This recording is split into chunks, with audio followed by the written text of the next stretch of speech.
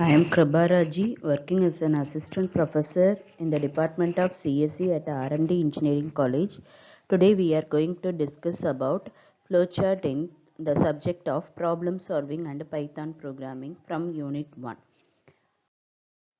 The contents discussed in the slides are definition, symbols used, types of flowchart, sequential, selection, iteration, advantages and disadvantages of using flowcharts. Before entering into flowchart, we should know about what is algorithm and what are the different types of algorithm.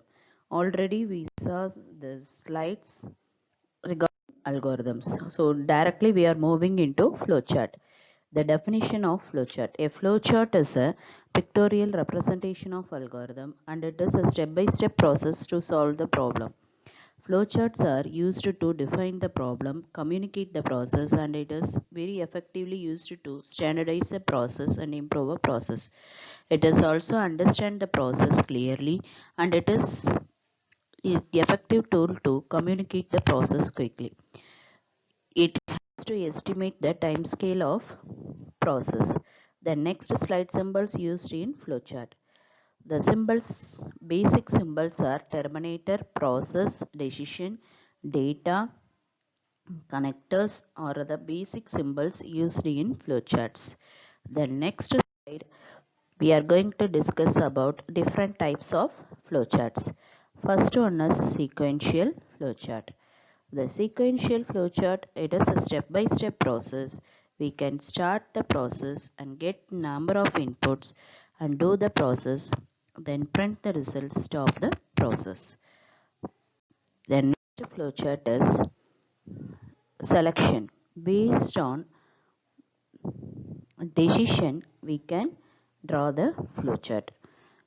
First get the input, then you have to check the validity of the input. Based on that validity, the result is yes, now we can display the even numbers, otherwise it can display the number as odd, then we can stop the process. The next slide is iteration. Iteration is nothing but a repeated process.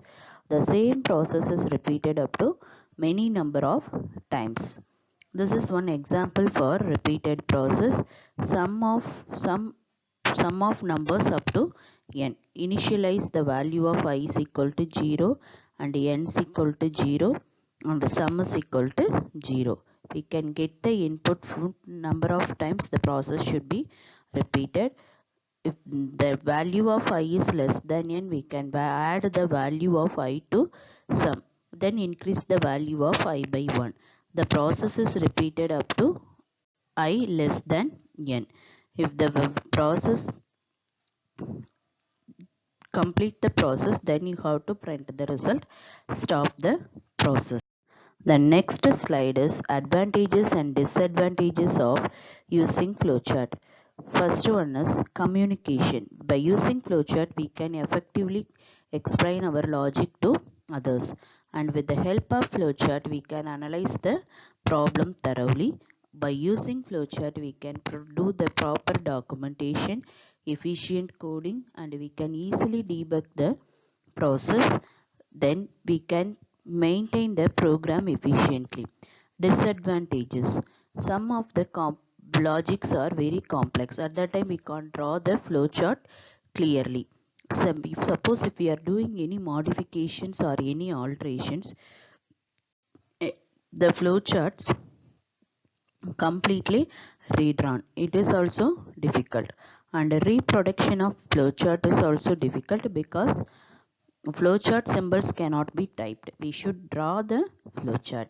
In the next slide, if you want to go through some of the tutorials regarding flowcharts, you can go through this video lecture.